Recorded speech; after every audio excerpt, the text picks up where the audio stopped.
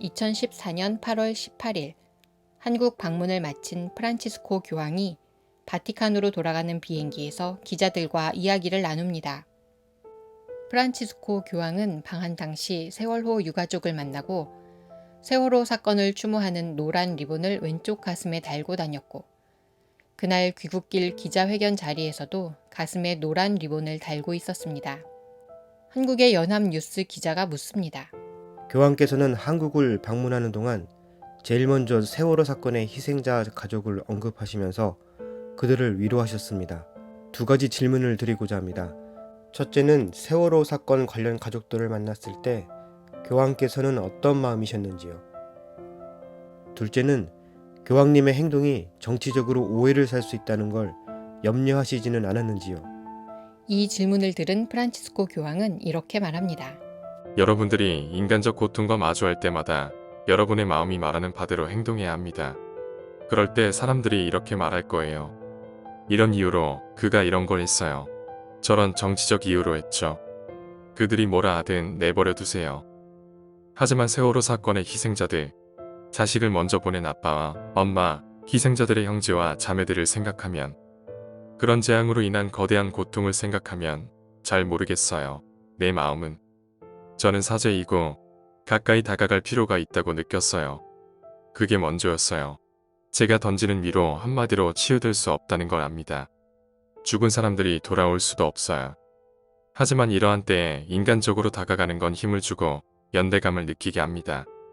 부에노스아이레스 대주교로 있을 때 세월호 참사와 같은 재앙을 2번 경험했습니다. 한 번은 댄스홀에서의 화재였어요.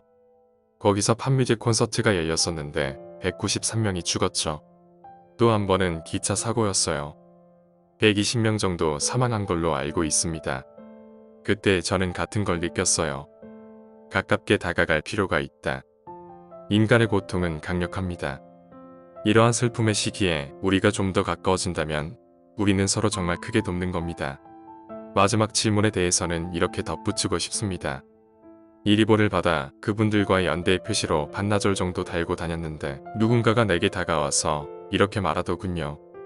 그걸 떼는 게 좋겠습니다. 중립을 지키셔야 합니다. 들어봐요. 인간적 고통 앞에서는 중립을 지킬 수 없습니다. 그게 제 대답이었습니다. 그게 제가 느낀 것이고요. 우문의 현답이었습니다. 한국 사회에서 세월호 사건은 여전히 절대 잊을 수 없는 트라우마로 남아있지만 누군가에게는 정치적인 이슈일 뿐입니다. 하지만 프란치스코 교황은 그럴 수 없다고 말합니다. 그것이 인간적 고통이기 때문이고, 고통 앞에서 정치, 종교, 인종을 묻는 것은 하느님의 뜻이 아니라고 말합니다. 프란치스코 교황이 예수님의 말씀을 묵상한 후 자신의 생각을 적은 겨자씨 말씀에서는 이런 생각이 명확하게 나옵니다. 강도들에게 두들겨 맞아 초주검이 된 사람을 모든 사람들이 외면했지만 착한 사마리아인 만큼은 도와주었다는 복음서의 이야기를 한 번쯤 들어봤을 겁니다. 프란치스코 교황은 이 이야기에서 사마리아인의 편견 없음을 주목합니다. 복음서에 나오는 사마리아인은 편견이 없습니다. 길에 쓰러진 사람을 도와주기 전에 출신 지역이나 종교를 물어보지 않습니다. 착한 사마리아인은 다친 사람에게 예방 차원의 신문도 하지 않았습니다. 사마리아인은 그를 판단하지 않고 도움을 주는 걸 경시하지 않았습니다. 도덕적이거나 그의 종교가 무엇인지와는 아무런 상관이 없습니다. 사마리아인은 그저 도움이 필요한 이의 상태가 긴급하다고 보고 그의 부상을 치료하고 여관으로 데려가서 돌봐달라고 맡깁니다. 그건 미룰 수 없는 일이었습니다. 유신론자이든 무신론자이든 그리스도인이든 비그리스도인이든 천주교 신자이든 개신교 신자이든 편견을 갖지 않고 타자의 고통에 공감하고 연대하며 치유에 앞장서는 것. 이는 프란치스코 교황이 말하는 하느님 나라이자 우리 모두가 꿈꾸는 살기 좋은 세상이 아닐까요?